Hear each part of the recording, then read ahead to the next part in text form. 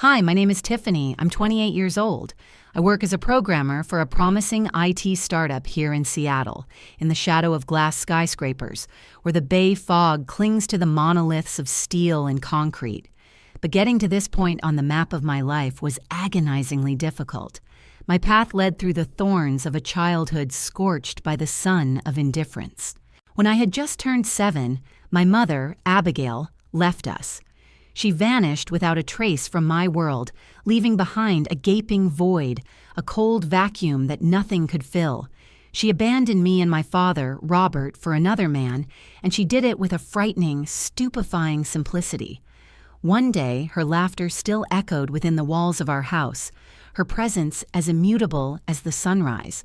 And the next day, I watched as she, without a shadow of a doubt on her face, packed her dresses and perfumes into a brown suitcase, packing up her things and her former life.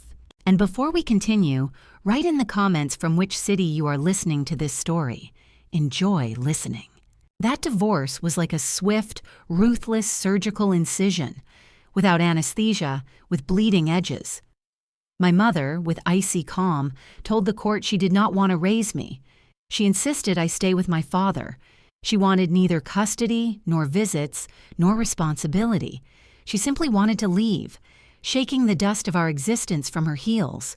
Any halfway competent lawyer would have advised my father to demand child support, but he didn't. Perhaps it was pride, the kind that makes a person carry their cross headlong just to avoid taking handouts from a traitor. He was sure he could manage on his own, and he did, but at what cost?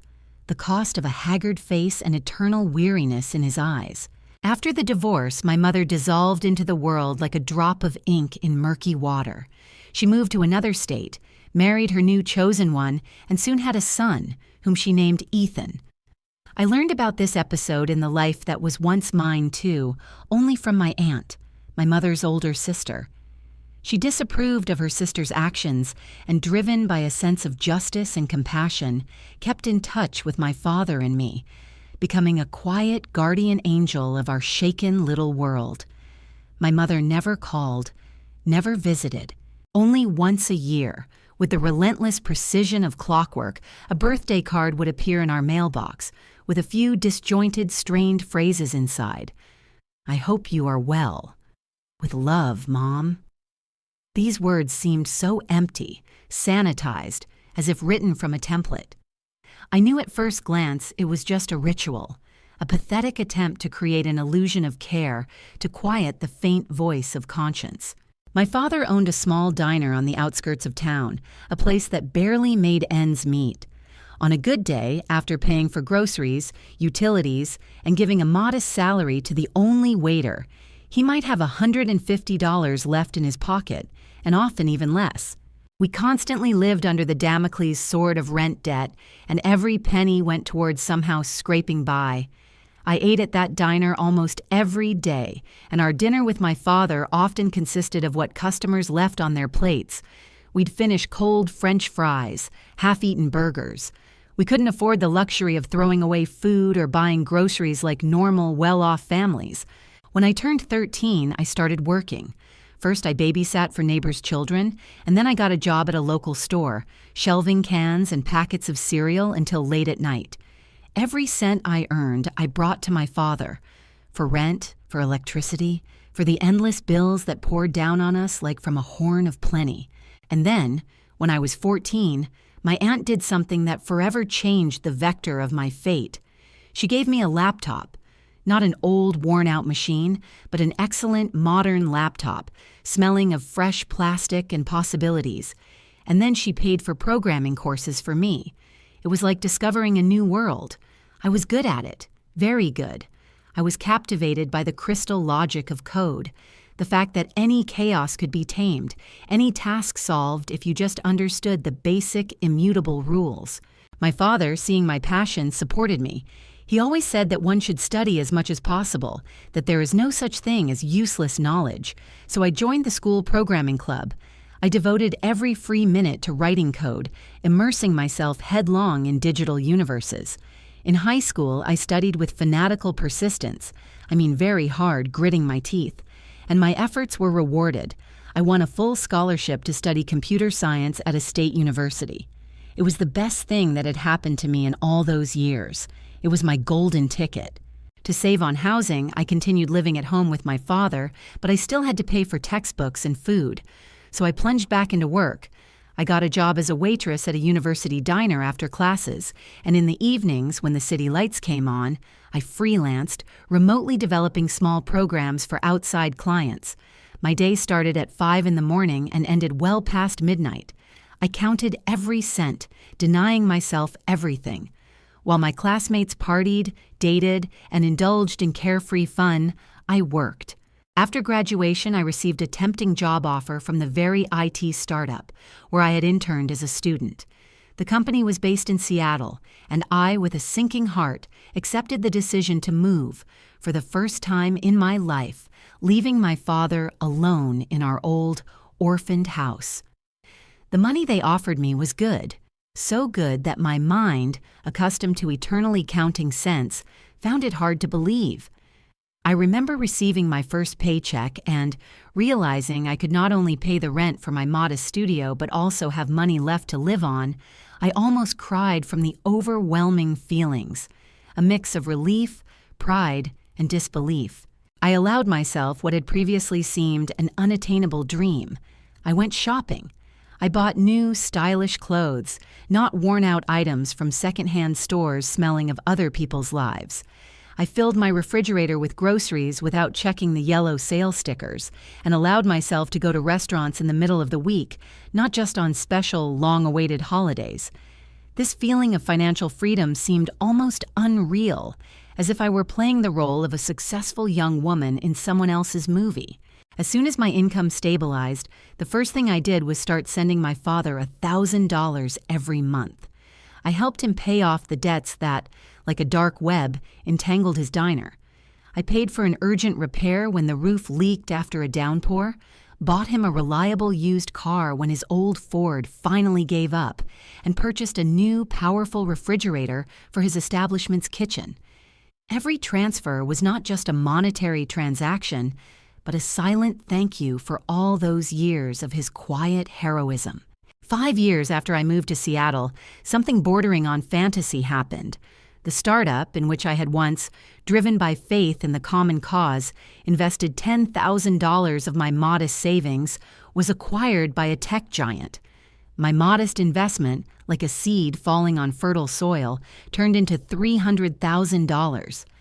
I sat at my desk, staring at the bank statement on the screen, unable to move and believe in the reality of those numbers.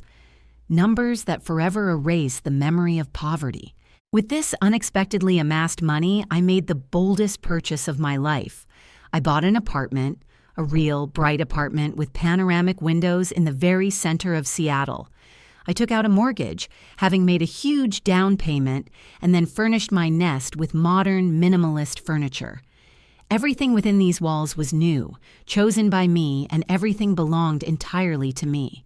I sent my father $30,000 so he could pay off the remainder of the loan he had once taken out for the diner in one go. When we had a video call and he, with a trembling voice, announced that there were no more debts, tears were streaming down his wrinkled cheeks. "I'm so proud of you, daughter," he said. "You've made it. After all that happened, you really have made it." And then, one October evening, as the city lights were coming on outside, someone knocked on my door. I opened it and froze on the threshold as if I'd seen a ghost. Standing on the hallway mat was my mother. I hadn't seen her for 21 years. She stood there, smiling uncertainly, and next to her, leaning against the wall, was a teenager. Tall, lanky, completely absorbed in the screen of his smartphone. "Tiffany," my mother said, and her voice, like an echo from a distant past, sounded unfamiliar and alien. Surprise. I couldn't utter a word, just silently looked at her, trying to find in her features the familiar traits of the image preserved in my memory. "This is Ethan," she said, gesturing towards the boy as if presenting an expensive purchase. "Your brother." Ethan glanced up from his phone for a second, muttered something indistinct, remotely resembling a greeting, and immediately plunged back into the virtual world. "How did you find me?" I finally managed to say, feeling a lump forming in my throat. "Your aunt gave me your address," she replied, still smiling. "I really wanted to see you. We just moved to Seattle. I thought it would be wonderful to be closer to you." Still in a stupor, I mechanically stepped aside and let them into my apartment. We settled in the living room. As I sat there, trying to cope with the chaos inside me, my mother looked around with unconcealed curiosity. At the expensive minimalist furniture, the designer interior details, the breathtaking view from the window. Her gaze was greedy, appraising. "You've done so well for yourself," came her sweet words. "I'm so proud of you. I've missed you so much." I just nodded silently, not believing a single word she said. Inside, everything tightened with cold. She kept talking, pouring out a stream of empty, rehearsed phrases about how she had always thought of me, how she dreamed of reconnecting, about how family is the most important thing in life. And then, smoothly, as if following a practice script, she moved to the point of her visit. "Ethan is starting college soon," she announced, and a businesslike note appeared in her voice. "He wants to study computer science, like you. The tuition is $75,000. We need your help, about $3,500 a month." I felt as if I had been punched hard in the stomach. The air stopped reaching my lungs, and the sweetish taste of betrayal, familiar from childhood, filled my entire being. Before I could recover from the shock and find the words to respond to her cynical request, Ethan looked up from his phone. His gaze, cold and appraising, slid over the walls of my living room. "This apartment is too small for someone who earns so well," he declared with the unshakable confidence of a teenager used to judging everything superficially. "And your car is weak. You live a bit boringly, honestly." I stared at him, not believing my ears. He said it as an indisputable fact, as if I had to report to him for my choices and justify why my life didn't meet his mercantile expectations. There was a lump in my throat. "I need time to think about this," I finally squeezed out, addressing my mother. She immediately lit up the room with a saccharine, artificial smile. "Of course, darling. Take your time. Take as much as you need." They left a few minutes later, leaving behind a heavy silence filled with the hollow echo of their words. I sat on the sofa for a long time, unable to comprehend what had happened. 21 years of complete silence, oblivion, and now this brazen invasion of the world I had built with such difficulty. I needed to hear a voice of reason. I dialed my father. "She came," I said, and my voice trembled. "Mom showed up at my place." A heavy, meaningful silence hung on the other end of the line. "What did she want?" he finally asked, and I caught a familiar old pain in his tone. "Money. $75,000 for Ethan's college." Another pause, as if he was gathering his thoughts, searching for the right words. "It's your decision," he said carefully. "Whether you want to help them or not, whether you want her in your life, I can't and won't tell you what to do." I appreciated that. There wasn't an ounce of pressure in his words, only paternal care and respect for my choice. After talking to him, I called my aunt. "Why did you give her my address?" I asked, trying to keep any reproach out of my voice. "Oh dear." Her voice held worry and remorse. "Your mother called me. She said she desperately wanted to reconnect with you, to fix everything. I thought that maybe people change, that her conscience had woken up. I'm sorry if I was wrong." "It's all right," I replied sincerely. "I'm not angry with you." I really wasn't. My aunt had always been kind to me, and her action was driven by a naive but noble desire to reunite the family. The next morning, the phone rang, shattering the silence. It was my mother. "Good morning, sweetie," her sweet voice sounded. "Have you thought about what we discussed yesterday?" "I'm still thinking," I replied, trying to speak evenly. "Well, don't take too long." Her tone became more insistent. "Ethan needs to submit his application soon. He needs certainty." And she hung up, not giving me a chance to respond. That evening, a message from my aunt came to my phone. "Check your mother's page. You need to see this." My heart sank. I clicked the link, which took me to my mother's social media profile. The post was right at the top, made 2 hours ago. "I'm so happy to announce that I've finally reconnected with my daughter," the text read. "Her father kept us apart for so many years, but we finally found each other again. She's such a successful programmer that she agreed to help her younger brother get into college. I'm so proud of both of my children. Family is everything." I reread those lines 3 times, and with each time my hands started shaking more. She was lying about everything. My father never kept us apart. She abandoned us. She never tried to contact me, and I never agreed to help Ethan. But now she had published this for the whole world to see, creating the illusion that I had given my consent, portraying my father as a tyrant and herself as a victim of circumstances. I immediately dialed her number. "Delete that post," I said, barely containing my rage. "Right now, the one where you lied about Dad and about me agreeing to help." "I don't think I will," she replied with icy calm. "You see, now everyone knows you agreed. All my friends, all our relatives. If you back out now, you'll look very bad, like a liar and a miser." I couldn't believe my ears. It was pure, unadulterated blackmail. Then I heard Ethan's voice in the background. He shouted something, then, judging by the sounds, snatched the phone from her. "While you're at it." His brazen, demanding voice sounded right in my ear. "Buy me a car, too. A decent one, about $35,000, and I need a new phone, the latest model, about $1,200. I was speechless, robbed of the power of speech by such audacity. The air around me seemed to thicken, turning into a viscous, poisonous substance. The silence that hung after Ethan's brazen demands was deafening. In addition to the $75,000 for college, which already seemed an insurmountable sum to me, he continued with a childish, utterly unfounded confidence. "You can afford it, right?" His tone held not a request but a demand, as if my money was his rightful inheritance. "No," my voice sounded, quiet but firm as steel tempered in the crucible of past grievances. "Absolutely not.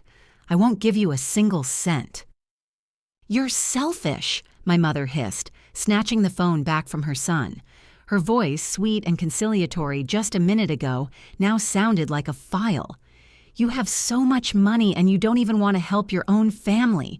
We are your own blood." "You abandoned me!" burst out of me, and years of restrained pain broke through, making my voice tremble with overwhelming emotion. "You left when I was 7. You told the court you didn't want to raise me. You never called, never visited. And now you show up as if nothing happened and demand money? And that's all in the past." She cut me off, and there wasn't a trace of remorse in her tone, only icy indifference. "You need to forget about it. Live in the present." "You are not my family," I whispered, feeling a heavy burden lifting from my soul. "You are a stranger who came to my house with her hand out. You'll regret this," she promised, and her voice held an unveiled threat. "I promise." A sharp beep in the receiver announced the end of the call. My fingers were trembling as I immediately blocked her number, trying to wall myself off from this toxic invasion. A few days of relative calm passed, and I began to hope that perhaps the nightmare was over. But one morning, my director called me into his office. "Tiffany, I need to talk to you about something," he said, and his usually confident face showed embarrassment. Everything tightened inside me into a tight, anxious knot.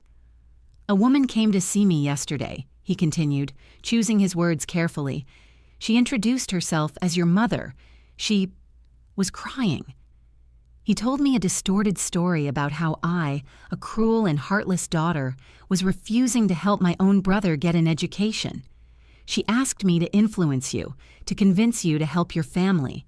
"And what did you tell her?" I asked, barely breathing. "I told her to leave," he replied firmly. "This is a workplace, not a family counseling session, but I thought I should inform you." I thanked him, feeling both relief and fury simultaneously. She had crossed all conceivable boundaries by coming to my workplace. She had tried to manipulate me through my boss. Over the next few days, a stream of messages flooded my phone. I had accidentally unblocked her number while cleaning my contact list, and it opened the floodgates for her manipulations. "Put yourself in our shoes. Please, Tiffany, your brother needs this. You're his only hope for a decent future. Don't you care about family?" And then, when I continued to ignore her, followed an outright threat. "If you don't help, I'll make sure everyone finds out what kind of person you really are." A week later, there was another knock on my door. I looked through the peephole and saw them. My mother and Ethan standing on the doormat like an obsessive shadow from the past. My first impulse was not to open it, to hide in the illusion of safety. But then I thought that perhaps it was time to set clear boundaries once and for all, to say everything to their faces and demand that they leave me alone. I took a deep breath and opened the door. "Hello, darling," Mom beamed with a smile, as if there had been no quarrels or mutual reproaches between us. "Can we come in?" Against all internal alarm bells, I reluctantly let them in. We settled in the living room. This time, to my surprise, my mother didn't bring up the money. She talked about the weather, about how they liked Seattle, and again started praising my apartment. "Make us some tea, please," she asked softly, and it sounded so homely, so normal, that it confused me for a moment. Obeying an old, almost forgotten habit of obeying elders, I went to the kitchen to prepare tea and sandwiches. I was in there for maybe 5 minutes, immersed in a strange, strained routine. When I returned to the living room with a tray in my hands, my heart skipped a beat. Ethan was sitting at my desk. My laptop, the keeper of all my professional secrets and personal thoughts, was open in front of him. I rushed over to him, setting the tray down with a clatter, and slammed the laptop lid shut. "What are you doing?" I exhaled, my voice trembling with a mixture of anger and panic. "Nothing," he grunted, leaning back in the chair with a defiant look. "Just looking." In that moment, something inside me snapped. "Get out!" It sounded quiet, but in such a way that even my mother flinched. "Both of you, get out of my apartment now." They stood up and their faces froze in offended, almost insulted masks, as if I had done something unforgivable by ejecting uninvited guests who were rummaging through my things. After they left, when their footsteps faded behind the door, I slowly sank into the chair in front of my desk. The air in the apartment, recently filled with the sounds of their voices, now seemed thick and heavy. I instinctively ran my palm over the laptop lid, as if sensing a threat emanating from it. Something was wrong. A nagging, anxious feeling, honed by years of working with code, suggested that the invasion of my space was not only physical. I opened the antivirus and my fingers habitually slid over the keyboard, initiating a full, deep system scan. The 20 minutes it lasted felt like an eternity. I sat motionless, staring at the screen where line after line of checked files ran, and with every moment the internal tension grew. When the process finally finished, the results on the screen made my heart stop for a second and then beat at a frantic pace. The staggering, soul-chilling truth was right in front of me. A keylogger had been installed on my laptop, a sophisticated, malicious spyware program designed to secretly record everything I typed.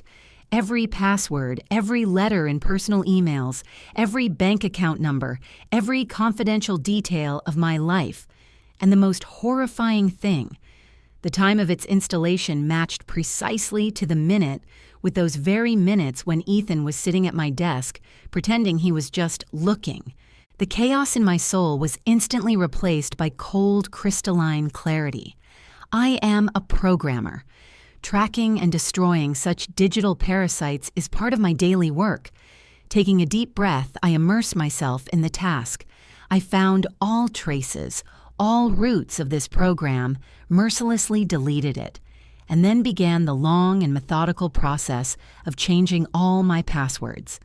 Banking apps, email, work accounts, social media, every key to my digital life was reset.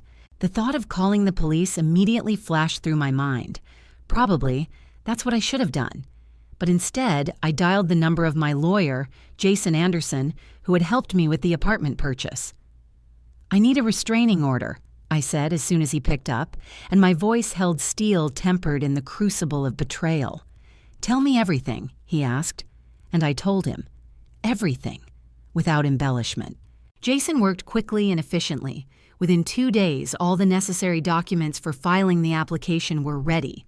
I provided him with a detailed report from my laptop, which stated in black and white what specific malware Ethan had installed, with precise timestamps.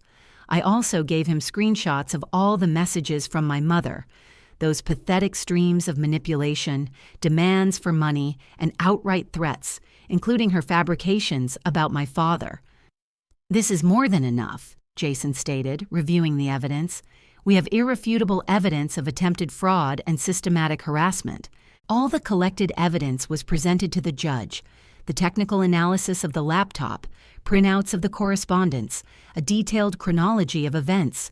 The judge, a man with a serious, attentive face, meticulously studied all the materials. Then his gaze fell on my mother and Ethan, sitting on the other side of the room with their lawyer. "These are very serious accusations," the judge declared, and a tense silence fell in the courtroom. Installing malicious software to gain access to someone's financial information is not a prank, but a criminal offense. My mother's lawyer vainly tried to present it all as an unfortunate misunderstanding, citing Ethan's youth and inexperience. But the judge coldly parried. "He is 18 years old. By law, he is an adult, bearing full responsibility for his actions." The court was unyielding. A restraining order was issued, a permanent one. My mother and Ethan were strictly forbidden from making any contact with me and from approaching my home or workplace closer than 500 feet. When I heard this decision, a wave of long-awaited, poignant relief washed over me. Finally, everything seemed over. However, a few days after the court hearing, while I was at work, an urgent notification flashed on my phone screen from the bank. The alarming alert read, "Transaction attempt blocked. Two-factor authentication required." My heart sank. I immediately opened the banking app and my breath caught. Someone had tried to transfer $15,000 from my account. The two-factor authentication I had so carefully set up stopped the theft, but a sinister record of the attempt remained in the transaction history. I immediately called Jason, my voice shaking with fury and fear. "They tried to steal money from my account, just now, 15 minutes ago." "Don't touch anything," he reacted immediately, and I heard alarm in his tone. "I'm filing a report with the police, right now." The police conducted a swift investigation. They traced the IP address from which the unauthorized transaction attempt was made. It took them less than a week to find the source. The money had been attempted to be transferred from my mother's laptop. The call from the police sounded like a final verdict to me, drawing a line under this whole ugly story. "We have enough evidence to file formal charges," the detective informed me, his voice firm and impersonal. "This goes far beyond violating the restraining order. This is a direct and proven attempt at fraud using malicious software. We are submitting the documents to the court." He added that my mother was likely facing probation, but depending on the court's decision, real prison time was not out of the question. I thanked him with a short "thank you" and hung up, feeling a strange, icy emptiness spreading through my body. A part of my soul, the one that preserved the image of a 7-year-old girl waiting for her mother by the window, shrank from a burning sense of guilt. After all, this was she, the woman who gave me life. But then, like frames from a traumatic movie, all her actions passed before my mind's eye. The indifferent departure, the packed suitcase, the years of silence, and then this cynical return, built on manipulation, lies, and an attempt at theft. She herself had dug the chasm between us and was now falling into it herself, and I was not obliged to rush after her. Several months passed. The court delivered its sentence. My mother received probation. She managed to avoid prison, but her biography was now forever tarnished by a criminal record. According to the sparse bits of information that reached me from my aunt, Ethan never entered the college his mother had so dreamed of. Soon after the trial, they both, like ghosts, vanished without a trace from Seattle. I didn't care where they went. I only fervently wished for them to be erased from my reality forever. I took a small but long overdue vacation from work. I desperately needed a breath of fresh air to clear my mind of the accumulated toxic residue. I returned to my hometown, to my father. His diner, to my joy, was thriving. The money I had sent him over the years had helped not just to survive, but to get back on his feet, pay off debts, do a major renovation, update the equipment. Now his small business was bringing in a stable, honest profit. We had dinner together every evening, and during those meals filled with calm conversations about work, life, and plans for the future, I pieced together my mental stability bit by bit. "I'm proud of you, daughter," he said one day, and his eyes shone not only with love, but with deep respect. "For everything you've done, and for how you conducted yourself with dignity in this story with your mother." I visited my aunt who lived an hour away. We sat in her cozy kitchen, drank aromatic coffee, and I noticed she looked tired and faded. "I need to tell you something," she began, looking into her cup. "About your mother. She called me a few months ago before all these court proceedings." A familiar, anxious knot tightened in my stomach. She said she was sick and begged me to give her $10,000 for treatment. My aunt sighed heavily. I gave her the money. I felt sorry for her. She is my sister, after all. I looked at her, and there was no need to finish. "Let me guess," I said quietly. "She wasn't sick." My aunt just nodded silently, and bitter disappointment was read in her eyes. When I, after your whole story, asked her directly about it, she admitted she had lied. She said the money was needed for something else, but for what? She never said. And when I tried to demand it back, she just stopped answering my calls and blocked my number. I reached across the table and covered her hand with mine. "I'm so sorry you went through that." "Don't be." She smiled weakly. "I should have been smarter." Then she stood up, went to the dresser, and took out some neatly folded documents. "I've made a decision," she said firmly, returning and placing the papers on the table. "I've asked my lawyer to draw up a new will. Everything I have, the house, the savings, will pass to you after my death. Only to you, not your mother, not Ethan. You are the only real family I have left." We hugged, and in that embrace there was so much pain and so much love that tears streamed down our cheeks, washing away the bitterness of betrayal. Returning to Seattle, I finally found the strength to make an appointment with a psychotherapist. I chose Dr. Martinez, a woman in her 50s whose calm, professional presence inspired trust. We met weekly, and months of our sessions were devoted to a meticulous analysis of everything that had happened to me: the trauma of an abandoned child, the burden of growing up in poverty, and the toxic storm that my mother's return had brought. Gradually, step by step, the stone of guilt and doubt began to loosen its pressure on my soul. I stopped blaming myself so much for that rupture, stopped tormenting myself with the question of whether I could have acted differently. I also began to allow myself to think about the future without looking back at the ghosts of the past, to build plans based not on fear, but on my own desires and capabilities. My financial affairs were more than successful.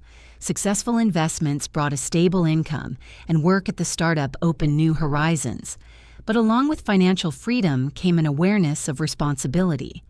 I decided that part of the money should work not only for me. I started looking for a way to help those who were now in the same situation I had once been in. After a long search, I found a foundation that specialized in supporting children from low-income families. They provided not just one-time scholarships, but comprehensive mentorship programs, giving teenagers not only money, but also faith in themselves, opening doors to the world of technology and sciences for them. I transferred $50,000 to them. When the foundation's director, a woman named Sarah, called to thank me, I told her I understood perfectly well what these children were going through. "I went through it myself," I admitted. "I know what it's like to count every penny, to work from the age of 14, and to doubt if you have a future." "This is incredibly generous of you," she replied, and her voice held sincere excitement. "You are changing lives." "Someone helped me once too," I said. "My aunt gave me a laptop and paid for courses. That gesture changed everything. Now I want to do the same for others. My life gradually acquired a new, healthy rhythm. My father started visiting me in Seattle often. Once a month he came for weekends, and we spent time together, went to restaurants, discovering cuisines of different nations, walked along the embankment, and sometimes just sat silently on my balcony, enjoying the quiet and each other's company.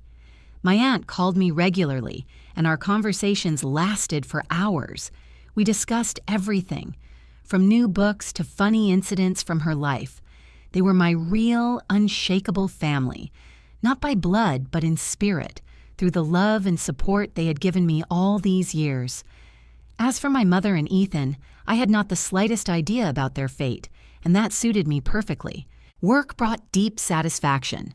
I was leading a new major project, and complex tasks kept my mind sharp. Sessions with Dr. Martinez became an integral part of my life. We'd already untangled the knot of the initial trauma, and were now working on how to build healthy relationships and protect my mental space from any encroachments. My investments continued to bear fruit. I wasn't fabulously wealthy, but my financial situation was more than comfortable, and I thought again about how to manage the surplus. I didn't need a bigger apartment or a luxurious car. I had everything I needed for happiness, and I made a decision. I contacted Sarah from that foundation. I want to set up regular donations, I said. Not one time, but constant, systematic ones. That's wonderful, she exclaimed. What amount are you considering? $5,000 a month, I replied. Now, every quarter, the foundation sends me reports with photos and stories of the scholarship recipients, teenagers who, thanks to this support, graduated from college, found their profession, broke the vicious cycle of poverty they were born into. Realizing my involvement in their success was deeply, touchingly gratifying. In the spring, my father came for a whole week. The diner is doing great, he shared one evening over dinner. The best year in its entire history. I'm happy for you, I said sincerely. You deserve it, after everything you've been through. I'm thinking, he admitted after a short silence, of retiring in a couple of years. Sell the business and live quietly. Maybe move here, closer to you. I'd really like that, I replied, and there wasn't a drop of pretense in my words, only warmth and hope. It would be wonderful to have you nearby. My aunt's health began to slowly but steadily decline that summer, although the doctors assured her it was nothing serious, just accumulated fatigue, an inevitable companion to her 72 years. Feeling a quiet call of blood and immense gratitude, I started visiting her more often, turning my monthly trips to my hometown into a ritual, during which we would sit for a long time in her cozy kitchen, immersed in the aroma of freshly brewed coffee and leisurely confessional conversations. I'm incredibly happy that everything turned out so wonderfully for you, she said once, and her eyes shone with a quiet, wise joy. Your mother, she could never understand what a treasure she lost by giving up such a daughter. In response, I just hugged her tighter and whispered, I have you and Dad. That's all the family I need, my entire universe. She shook her head, and a bittersweet note of acceptance sounded in her words. I can't be with you forever, dear, but I'm immensely happy that I lived to see your successes, that I saw you truly happy. I tried to object, to convince her that she would be around for many more years, but she just smiled her soft, tired smile and added, Perhaps, but when I'm gone, you will be provided for. The house, the savings, everything will go to you. I know, I nodded, squeezing her hand. Thank you. Not for that, just for everything. Autumn brought an unexpected but deserved promotion offer, the position of Director of Engineering, with a significant salary increase and a burden of new responsibility, which I accepted without a shadow of a doubt, feeling ready for new challenges.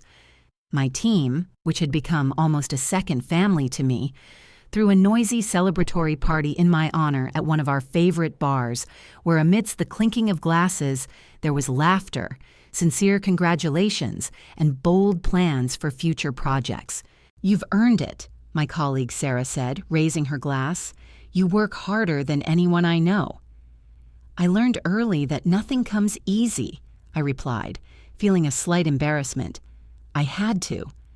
"Well, now you make it all seem easy," she parried, and in her words I heard not flattery but respect. Taking stock of the year, I reflected on the bizarre twists of my own fate. The appearance of my mother, which initially was a complete nightmare, her manipulations, lies, and the outright attempt at theft. All of this, paradoxically, ultimately brought me not only pain but also liberation. I had finally dealt with the ghost of abandonment that had haunted me all my life, learned to build impenetrable boundaries, protected myself, and having defended my right to my own existence, became immeasurably stronger. Rumors reached me that my mother and Ethan had moved somewhere down south, but this information evoked nothing in me but indifference. They had disappeared from my life forever, giving way to those who had always been my real family, my father and my aunt, whose support and unconditional love had become the foundation on which I had built my reality. Continuing therapy sessions with Dr. Martinez's help, I kept making new discoveries about myself, gradually learning the most difficult lesson. My value as a person does not depend on professional successes or productivity levels, that I am important and worthy of love simply by virtue of existing. Meanwhile, the Foundation regularly sent me news, touching stories of teenagers whose lives were changing for the better, thanks to the help provided. And looking at their photos, I often remembered that old laptop and the programming courses my aunt had given me at 14, that single act of kindness that had radically changed the trajectory of my fate, and which I now, having the opportunity, sought to replicate for others, becoming the very person who gives someone a vitally important chance. My investments continued to provide a stable income, ensuring financial security, perhaps for the rest of my life. But money for me was never an end in itself, serving only as a tool for gaining freedom, the ability to help my closest ones, and to contribute to this world. And then, one quiet December evening, I was sitting in my warm, cozily lit apartment, looking at the countless lights of Seattle twinkling in the night outside the panoramic window, and suddenly, like a descending grace, I was filled with a long-forgotten, almost unrecognizable feeling, a feeling of complete, deep, unclouded peace. My life, in all its facets and manifestations, belonged entirely to me. Every choice I made was a consequence of my own will, and the future, open like a clean page, awaited only my decision. And this precious, hard-won right to myself, from now on and forever, no one could take away from me, not my mother, nor anyone else in this world.